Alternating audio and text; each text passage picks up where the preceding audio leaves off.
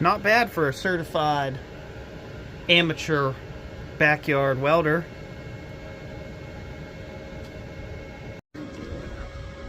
Well, I finally finished putting the new floor in the old dump truck here, and I figured this would make me pretty qualified to do a quick review on this welder.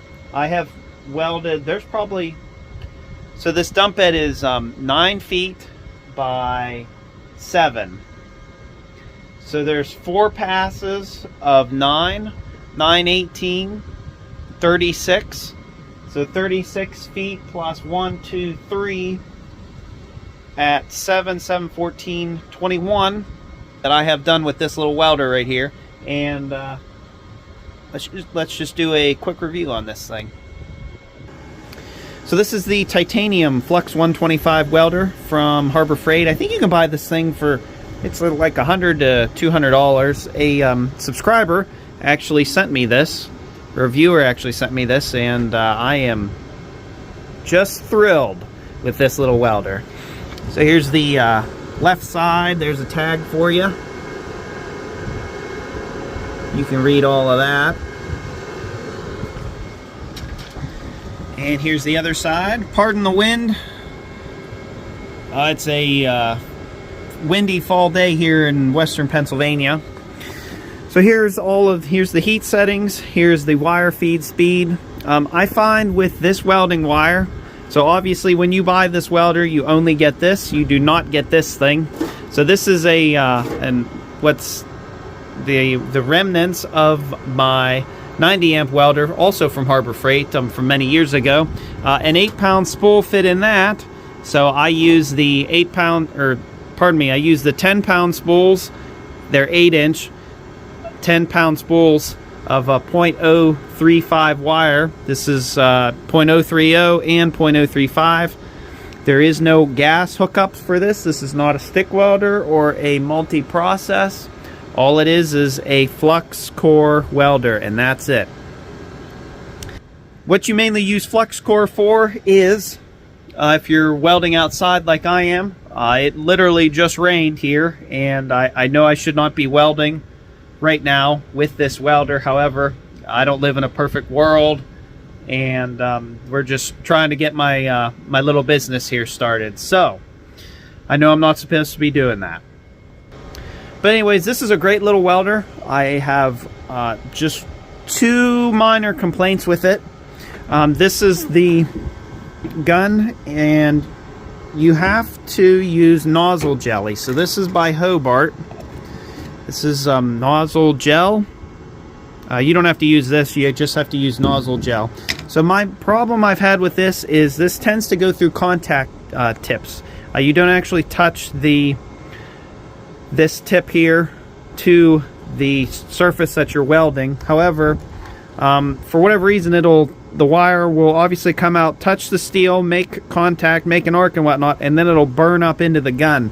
And it's very annoying when that happens, because sometimes there's enough of wire left over that I can take my pliers and pull the wire out, pull the wire out of the end of it, and sometimes it burns right up to the end of the copper tip here. So I'm not sure if it's a bad ground that I have here, or it's something that I'm doing. Maybe I don't have enough of electric, or I don't know. It's probably something on my end here, but it does happen, and I don't know why. My other welder, the old 90 amp one, never really did that, so I don't know, but really strange. So that's one thing. And then the second thing is Harbor Freight, if you guys are watching this video, I would love for you to make this thing wider so we can fit a 10-pound spool in here. So make it basically the same size as the old 90 amp so that I can put a 10-pound spool in here. Throughout this whole project, I have put down probably at least 5 to 10 pounds of welding wire on all of this, which is, no big deal. It's cheaper to run the 10-pound spools than it is the 2-pound spools or 1 pound, and it's cheaper, and you don't have to reload stuff as often. So I can kind of just, press the trigger and off we go. So this welder again has a 100% duty cycle at 49 amps and a 30% duty cycle at 90 amps. Let's see what else here. This is a 120 volt, not a 220. Oh wow, 1 max, 23 amps, huh? Maybe that's why. So sometimes this welder does blow the breaker, and I don't know why. I'm using a pretty long extension cord here, and the buildings are old here, and the electric's old. There's an electric line that comes through here, and they probably didn't use thick enough wire, so it's probably something on my end why this thing goes through or blows the breakers. Let me see if I can get this thing open. So they do have a chart in here of how you're supposed to weld and whatnot. I have never once been able to get the alarm or whatever, the duty cycle. I've never once been able to do that. I'm welding at F right now, which is a little more than half. And this wire that I have in here is, I find you have to run it higher, run the wire feed higher than the settings here. Generally, like F is like 6, you know, that's where your wire is supposed to be. 7 should be G, you know, 8 should be H, and etc., etc. So it's probably just something with the wire that I have in there, but the lead here is probably at least 6 feet long. Yeah, around 6 feet. And then the ground clamp, Harbor Freight puts a rather cheap ground clamp on here. There's really no spring edge here. I do have another one from my 90 amp one that I just haven't gotten around to put on. But, I mean, it works. It does what it's supposed to, but I like a ground clamp that's a lot harder to take on and off. It's less likely to slip or whatnot, so... the power cable is back here. The power cable comes out of the back of the machine, and the on-off switch, there's your power cable. The on-off switch should be right here. And it takes a couple seconds for it to turn off.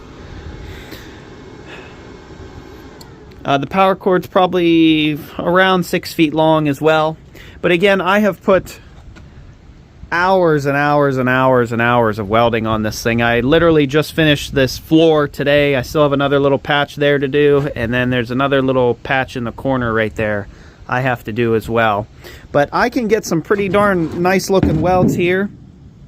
You know, I am not a professional at this at all. I never claimed to be, but you know, I have probably gone through at least 50 to 100 pounds of welding wire and stick electrodes in my day. So it's, you know, I like to think I know a few things about welding here, but you know, I have no certifications or nothing like that. I'm just all self-taught from YouTube and Chucky 2009. So, but I will say, all in all, this is a pretty good little welder. If you guys are looking for one that's you know, relatively cost effective, and you can buy it locally, you don't have to buy it on Amazon. But yeah, there's your, I think that's a 2-pound, yeah, 2-pound spool. There's your wire feed mechanism. Oh, and this welder also has, there's a little button down here. You can press that, and that's turns the feed mechanism up to the max setting, and that will help you feed a new spool of wire through the machine. So I really like that. This is a DC welder, not an AC, and those of you that have welded with DC know it is far superior than AC welding is. It is just leaps and bounds better, and I cannot stress that enough through this video, how much better welding with DC. Like, after having this welder, I don't even want to weld with an AC welder anymore. This welder, as far as I remember here, according to the settings, this is rated up to 3/16 right there. However, I have welded 1/4-inch thick steel. If you're coming to a corner, if you're welding a corner here with, this is 3/16, and you have a gap, this welder will round the corner off, and you will potentially burn through if you have a gap and you're at a corner with this little welder. So this thing has lots of power. There's no shortage of power, and it's a great little welder. I have welded much thicker stuff than I should be welding with this thing, and it nothing's ever, as of right now, nothing's ever pulled apart or split or broken or anything like that. So this is a fantastic little welder if you're in the market for one. Also, being DC, this welder is lighter. I would estimate probably half the weight of the 90 amp welder. There's no big massive copper windings or anything like that in there. All it is you know, some circuit boards, and this is an inverter welder. Again, the only two things I don't like, you're limited to a 2-pound spool and something with the contact tips, but that nozzle jelly really helps. Really helps an awful lot. So there you go. That's my review on the old Harbor Freight titanium Flux 125 welder. Thanks for watching, and we will see you all in the next one. In case anyone wanted to see what this truck looks like, this is before I have done any paint work on it. But again, this is a 1986 Ford F350 dually diesel dump truck. It has a C6 transmission, which I think is a 3-speed. It has either the 3 or the 4. And it has a 6.9 liter International legendary motor that's legendary for being underpowered, but extremely reliable. And this truck only has 106,000 miles. And as of right now, at the moment that I'm taking this video, she's never been in an accident in 37 years.